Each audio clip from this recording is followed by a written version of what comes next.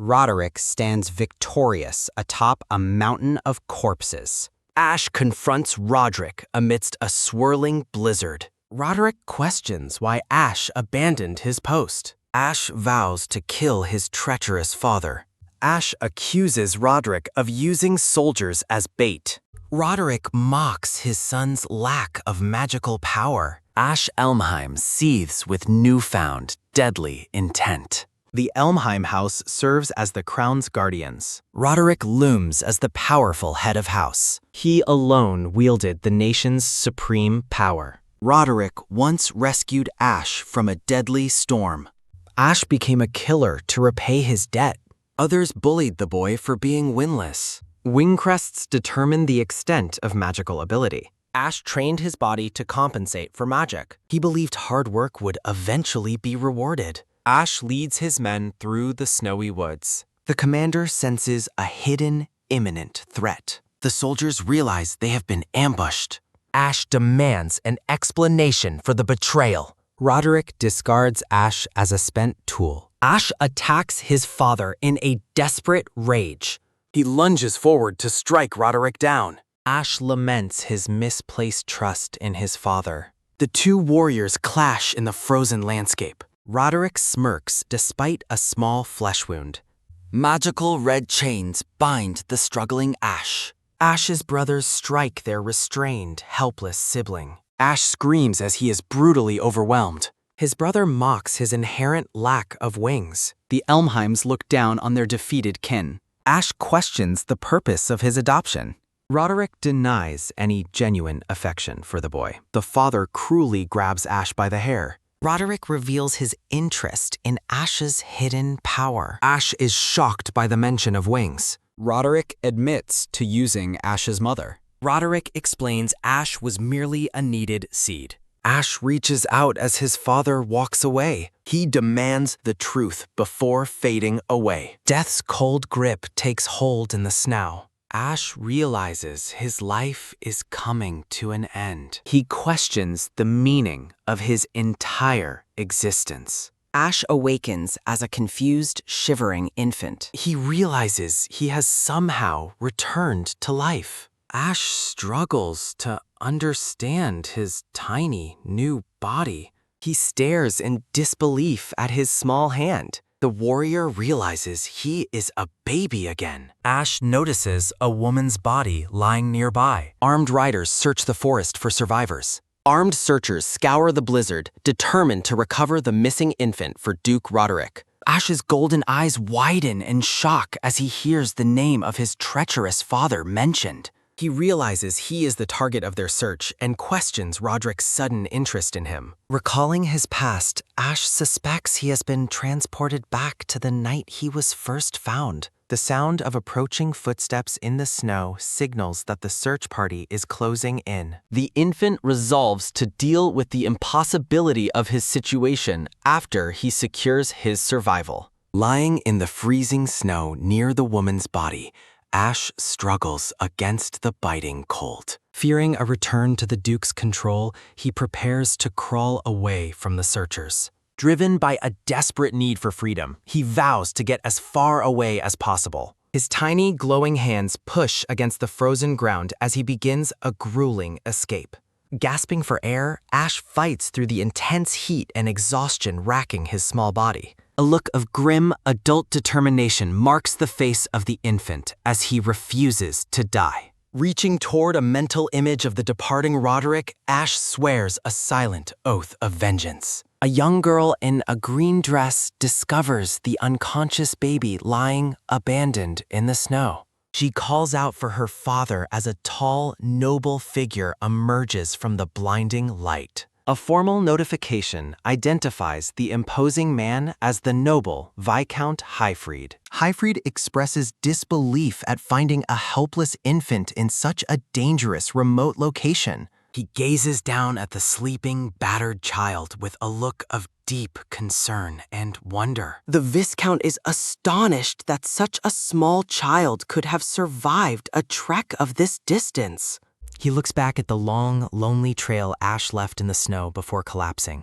Highfried gently cradles the boy, deciding to take him in as Ash drifts into a deep sleep. Finally safe from the storm, the exhausted infant rests peacefully in the arms of his savior. A stylistic title card introduces the tale of the rebel from a family of tyrants. A mysterious vision of a red-haired child surrounded by golden feathers hints at a hidden lineage. Ash wakes up abruptly when a playful child pinches his cheek in a warm, lavish room. He finds himself surrounded by several curious young girls who are eager to play with him. An older girl in a green dress warns the others not to tease the delicate baby. The children ignore her and swarm Ash, overwhelming him with a chaotic display of affection. Ash struggles to maintain his dignity while being squeezed and pulled by the enthusiastic group. With a burst of frantic energy, he manages to break free from the pile of children. He scrambles across the floor with surprising speed,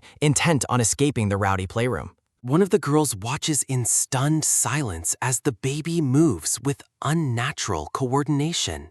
The children give chase down the hallway, laughing as they pursue the fleeing infant. Cornered and desperate, Ash reaches out as a strange golden aura begins to envelop his body. A close-up of his glowing eye marks the moment his latent magical power suddenly awakens. Ash is shocked to find himself floating in the air, realizing he has instinctively used magic.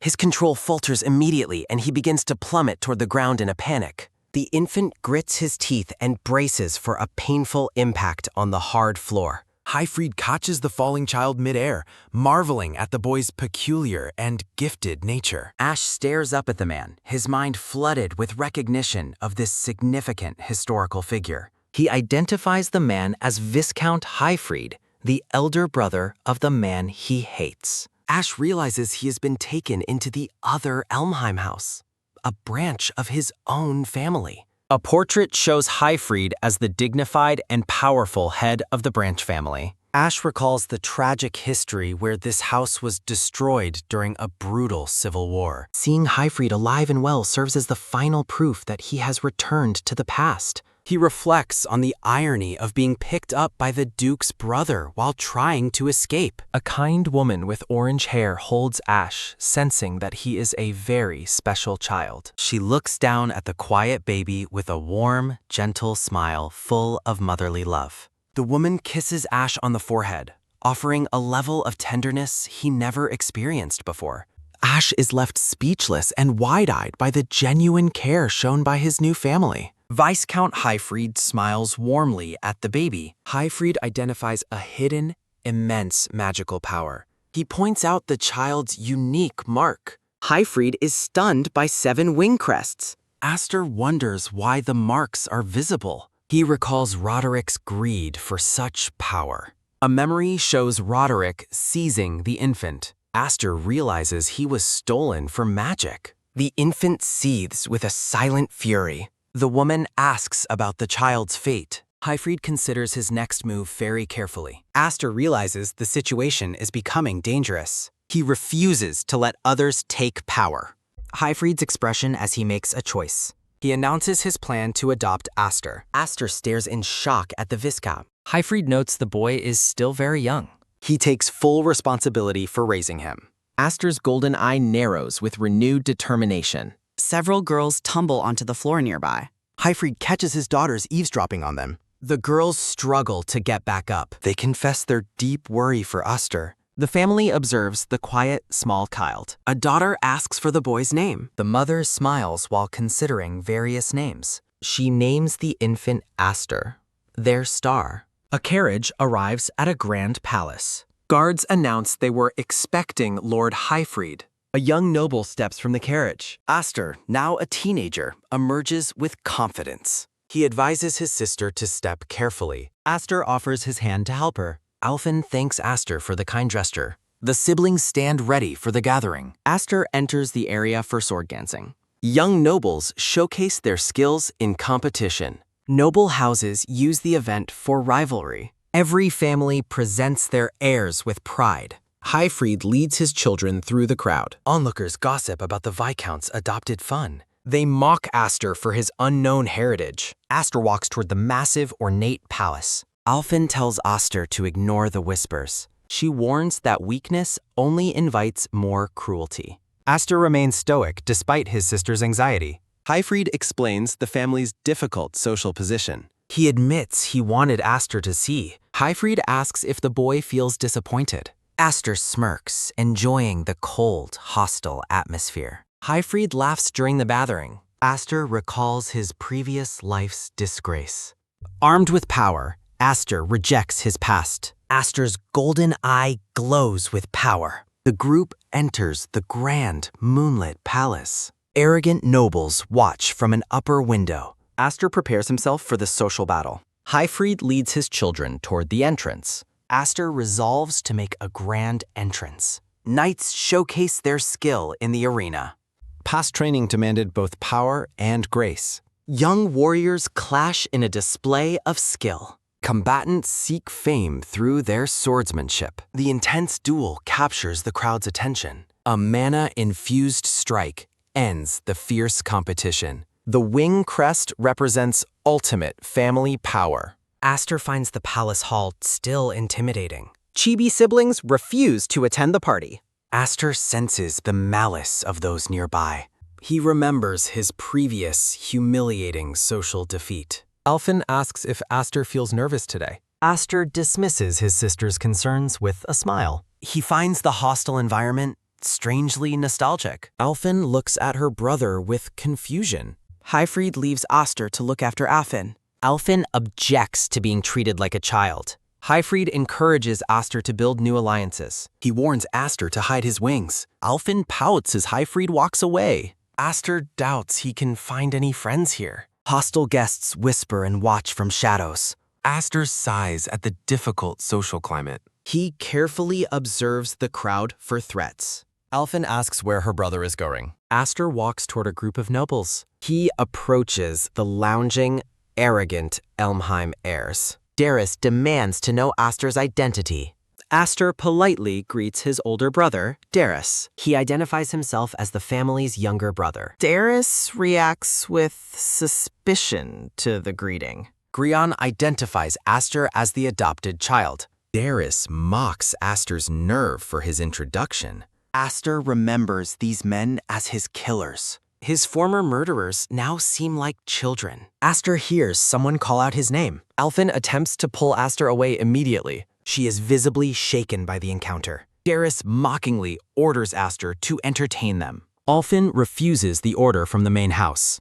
Aster stops Alphen, intending to continue speaking. Aster looks down with a cold, pensive expression. Darius smirks maliciously while asking if Aster is aware of the truth. Darius cruelly recounts how their father failed to protect the king and was mutilated by his own brother, leaving Alphen devastated. Darius expresses relief at not sharing such weak blood, while a furious Alphen demands he retract his insult. The arrogant noble spits his wine directly into Alphen's face as she tries to defend her father. He mocks the birth of girls who cannot inherit the family title. He claims her father must feel nothing but disappointment toward her. Darius laughs while telling the wine-soaked Alphen she should have dressed in rags for the occasion.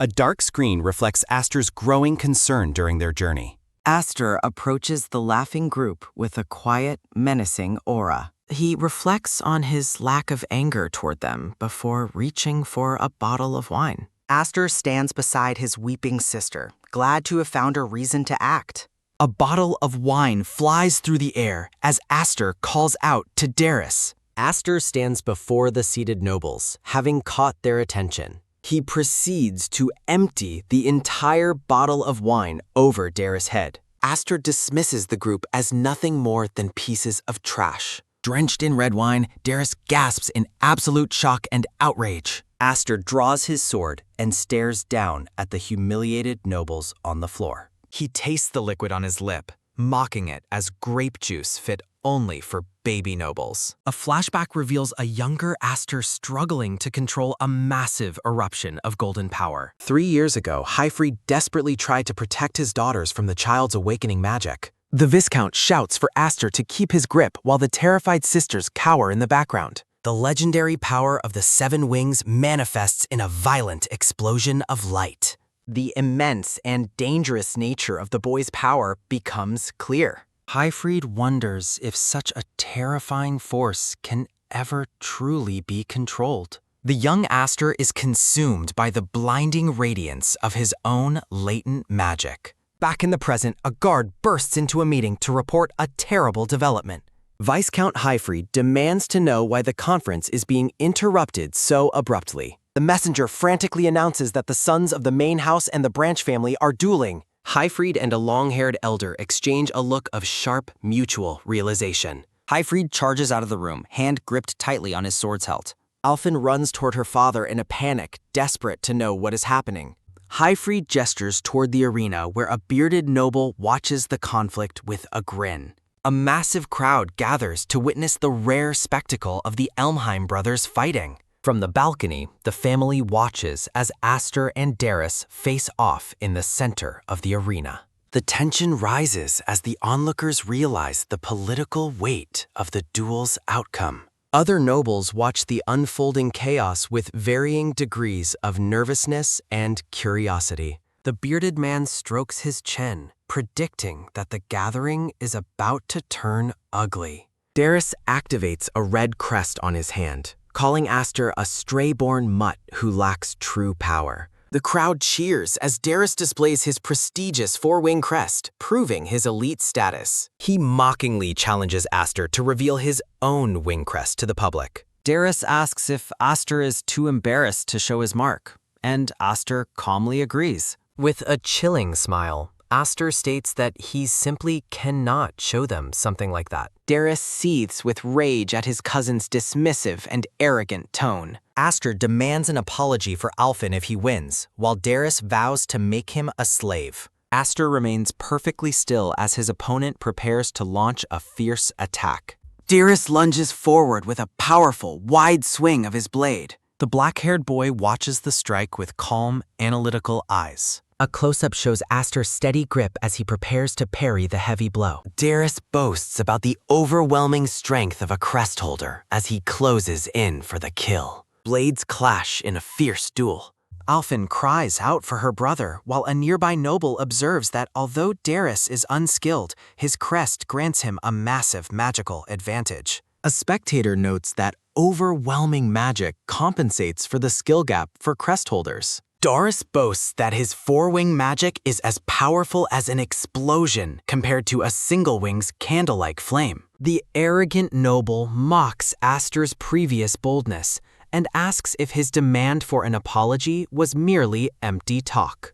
Darius demands that his opponent finally reveal his true power. A blonde man with a mustache watches the duel intensely, believing the match is already decided. The two warriors exchange high-speed strikes. Darius yells in sudden panic disbelief. Aster tells his opponent he talks far too much. Aster sends Darius flying with a kick. The boy readies his final strike. He readies himself for a decisive blow. Aster reflects on 10 years of training and his burning desire for revenge against those who wronged him. His golden eyes flare with intensity. Aster unleashes a terrifying burst of golden magic that leaves Darius gasping in pain. Darius collapses under the overwhelming pressure. A young noble watches in horror as his brother is ruthlessly dominated in the arena. Darius desperately clings to his status as a 4-wing holder while Aster watches him with cold indifference. A golden flash signals the end. The crowd wonders if a win is actually possible as they witness Darius being completely overwhelmed. Spectators are stunned that the Elmheim family possesses such a powerful hidden talent.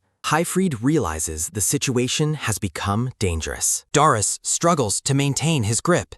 Memories of past cruelty fuel the fire. Blinding light consumes the duelist's arena. Aster's gaze becomes sharp and predatory. Darius begs for the attack to stop as he realizes his defeat is imminent. Highfried shouts for Aster to stop as a massive surge of dark and golden energy erupts. Shattered magic fragments scatter during the impact. Highfried watches the aftermath with concern. He stands with his arms crossed. Aster sheathes his weapon as the dust settles around the broken blade on the floor. The boy tells a humiliated, wet-trousered Darius that he should have dressed in rags for the occasion. Aster stares down at his defeated foe.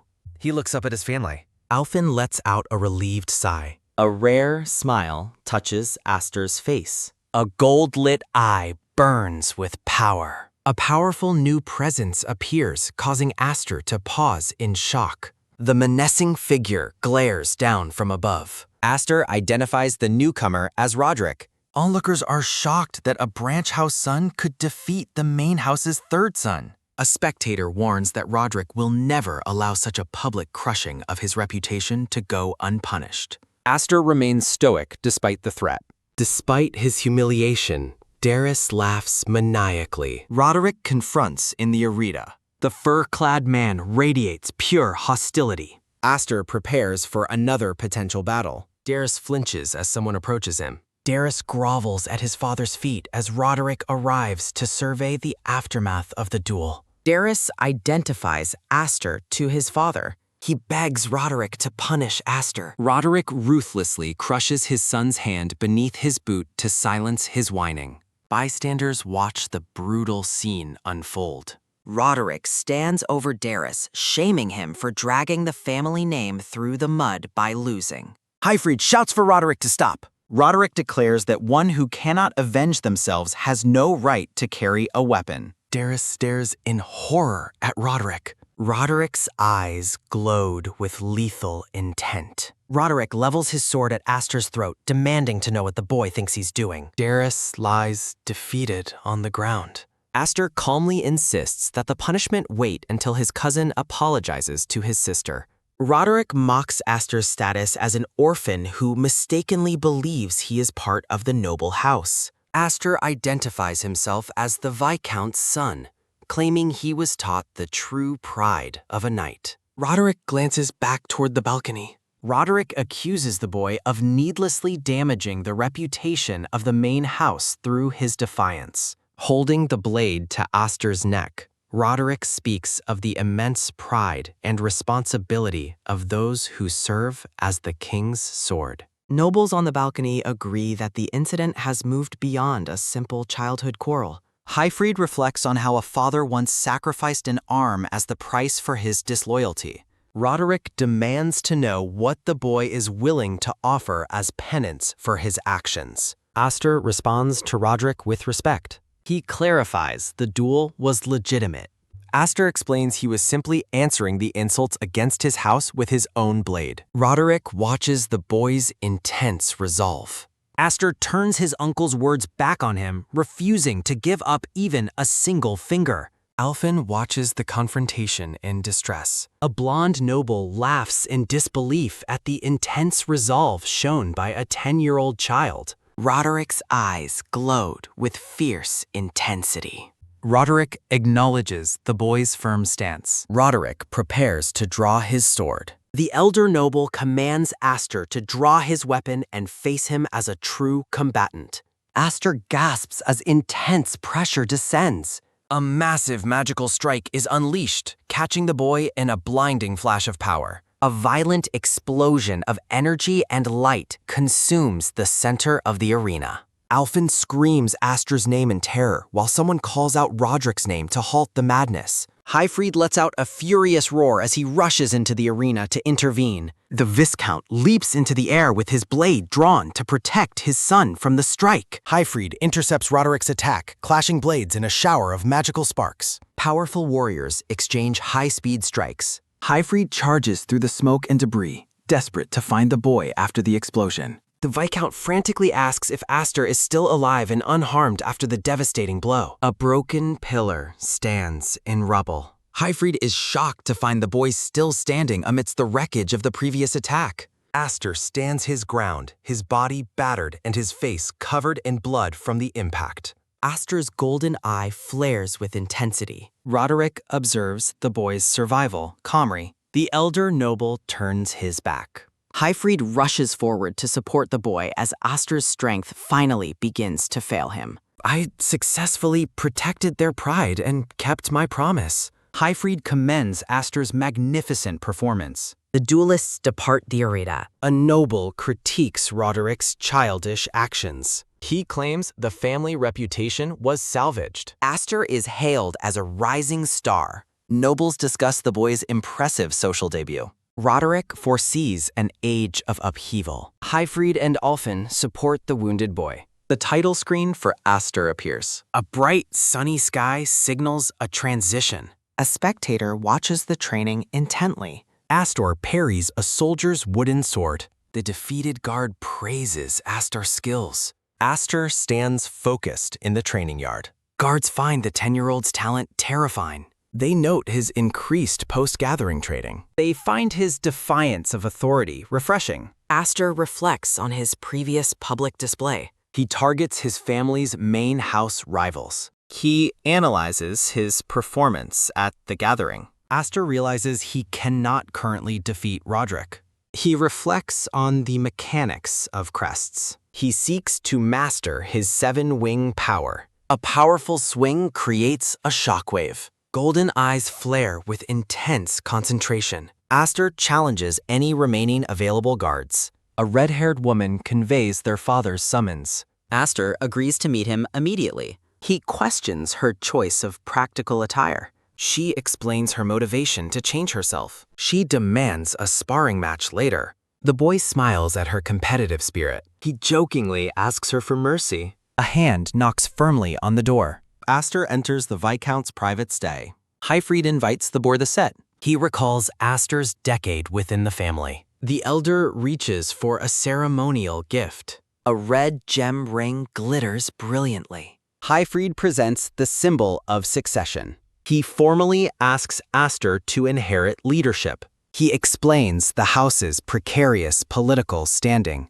Their branch status creates constant external pressure. Sunset bathes the grand estate in gold. Hyfried stresses the need for a successor. Aster considers his sister's feelings on inheritance. Hyfried plans to inform them upon return. Aster worries Marfa and Kudo will attack. Hyfried acknowledges Kudo's resentment toward the boy. Aster firmly the inheritance offer. Aster reflects on his inability to control his magic and his guilt over nearly killing his sister. Standing in the center of the Viscount's study, the boy admits he lacks the confidence to face his angry sister. Hyfried watches the boy intently, noting that he has often questioned if Aster is truly a child. Relaxing in his chair, the noble explains that the ring was originally intended as a reward for the gathering. The Viscount suggests that Aster might be more satisfied with the alternative gift he has brought instead. A hand reaches out to touch a small, ornate wooden box sitting on the desk.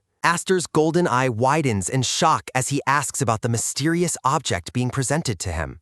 Hyfried reveals Graham, a magic-devouring sword designed to help master the overwhelming power of a 7-wing crest. Following the title screen for Aster, the scene shifts to Hyfried leading Aster through a bright, sunlit forest. The boy questions why they have come to the woods to test the weapon rather than using the training hall. Hyfried explains the forest is a precaution, recalling how Aster has a history of accidentally destroying things during practice. The Viscount presents the sword, explaining it is a legendary heirloom reserved for the eldest sons of the Elmheim family. Hyfried prepares to demonstrate the weapon, his hand gripping the hilt as light reflects off the metal. Aster is stunned to see that the weapon consists only of a hilt and guard with no physical blade attached. As Hyfried channels his magic, a violent and jagged red energy blade erupts from the hilt with immense force. He describes the weapon as a blade of potential that is completed by the specific magical power of its wielder. A massive horizontal sweep of red energy creates a devastating shockwave that tears through the surroundings. The sheer power of the strike carves a deep, smoking path through the center of the forest. Hyfried warns that the blade is cursed, as it will drain the life of any user who lacks sufficient magical strength. The noble holds the hilt toward his son, asking if he is ready to attempt a trial with the dangerous weapon. Aster reaches out and firmly takes hold of the mysterious magic-devouring hilt. When Aster releases his mana, a gargantuan pillar of golden energy explodes upward, far exceeding the previous demonstration. The boy is gripped with sudden fear as he realizes the sword is drawing out his magic entirely on its own. At the distant manor, guards are startled by a brilliant, thin beam of red light piercing the sky. The soldiers debate the source of the anomaly, concluding that something powerful has just launched into the heavens. Alphen watches the distant sky from a window, confidently identifying her brother as the source of the power. Crouched in the forest, Aster breathes heavily as the residual magical energy swirls around his feet. Hyfried stands in disbelief, acknowledging that the boy's raw power is truly extraordinary and beyond expectations. The Viscount reveals that in the entire history of the Elmheim family, no one has ever possessed a seven-wing crest. He predicts that mastering this gift will allow Aster to surpass even elite six-winged warriors like Roderick and himself. Aster looks determined, focusing his intense gaze forward as he considers his potential to exceed his rivals. Hyfried warns that such immense power is a double-edged sword that inevitably breeds jealousy and conflict. He explains how the revelation of his 7 wings will lead others to feel deep envy or resentment toward him. The noble cautions that some will attempt to exploit his power, while others will seek to eliminate him as a threat. To avoid a future of regret, Hyfried urges Aster to become strong enough to defend himself when that time comes. A final, direct command is given for the boy to focus on increasing his strength immediately. The Viscount looks down at his son with a stern and expectant expression. Hyfried extends his hand toward the boy as leaves swirl around them in the sunlit forest. Aster takes his father's hand, vowing to never return to the miserable state of his past existence. With his golden eyes glowing, Aster pledges to master his 7-wing power no matter what challenges he faces. 3 days later, Hyfried and his wife wait at the estate as a carriage arrives with the returning sisters. Marfa and Kudo walk through the palace gates, signaling their official return home. The red-haired Kudo clears her throat, preparing for a grand and affectionate reunion with her family. Kudo opens her arms for a hug, but the younger sisters run right past her to greet Marfa with excitement. Left standing alone, Kudo watches in disbelief as Marfa is embraced by the 2 young girls. The younger girls explain they are avoiding Kudo because her rough affection always ruins their hairstyles. Kudo is offended by the remark, claiming her mastery of knightly etiquette would prevent such improper behavior. Turning her sights on Alphen, Kudo demands to know if the girl has been behaving well during her absence. Alphen is pulled into a suffocating hug, desperately asking why Kudo is targeting her with such aggressive affection. As the family gathers, the white-haired Marfa looks around and asks about Aster's current whereabouts. Kudo observes Aster's parents from the shadows. Her intense gaze remains fixed on them. A violent energy explosion marks Aster's strebble. He admits his frustration at being unable to succeed. Aster explains that suppressing the magic sword requires all his strength. Aster wonders about his father's mastery as Kudo approaches. He is surprised by her return while she scolds him. Kudo taunts him about his recent fame at tournaments. She mentions the academy is buzzing with his reputation. Aster deflects, praising her numerous successful trainee missions. He notes she received the year's only honor medal. Kudo claims such excellence is required to inherit leadership.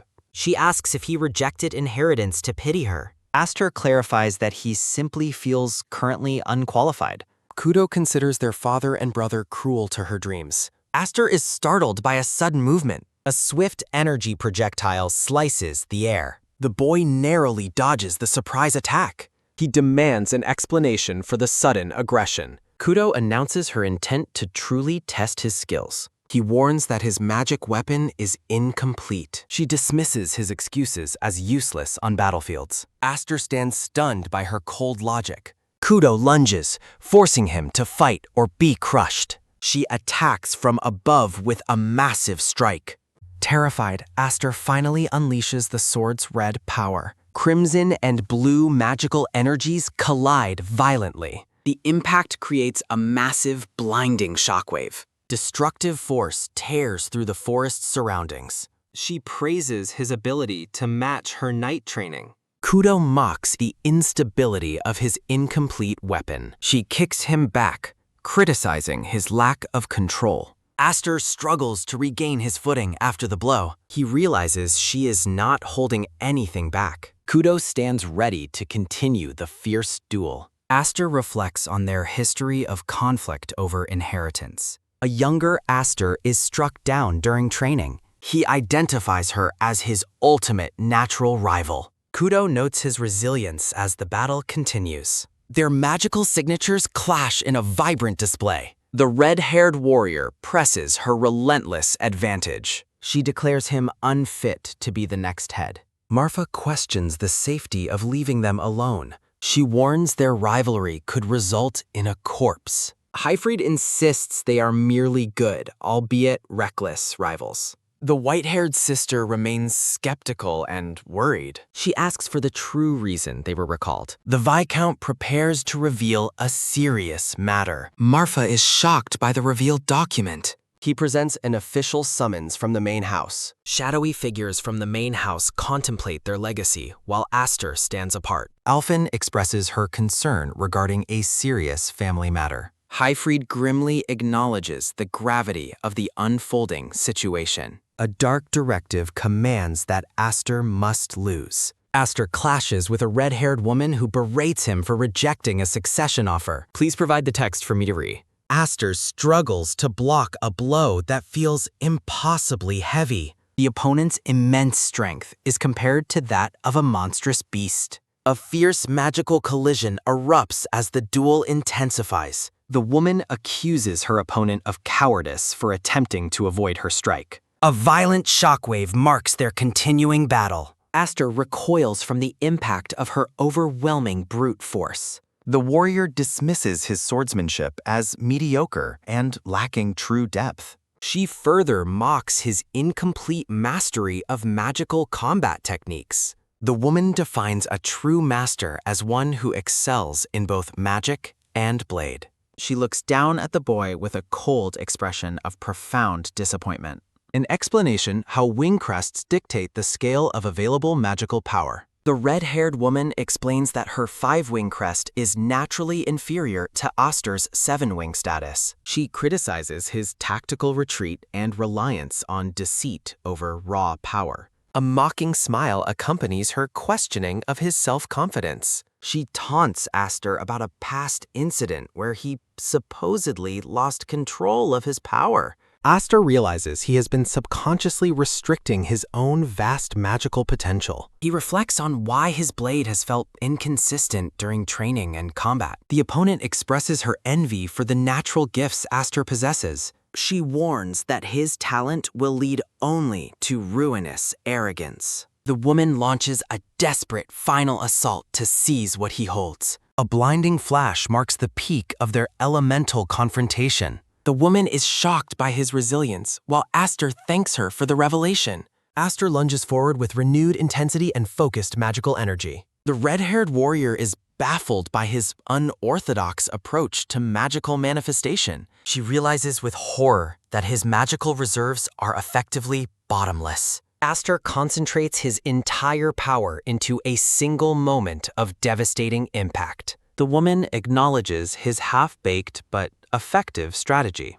Aster vows to use his second chance at life to protect his new family. A brilliant red crest flares as he readies his final move. Memories of a family he once lacked fuel his determination to succeed. The opponent is distracted by the cryptic mention of a previous existence. A massive arc of destructive energy sweeps across the training grounds. The red-haired woman is overwhelmed by the sheer scale of the counterattack. Aster's strike shatters her magical defenses and dissipates her weapon. Aster declares his intention to stop holding back his true strength. A final, crushing blow descends to end the fierce competition.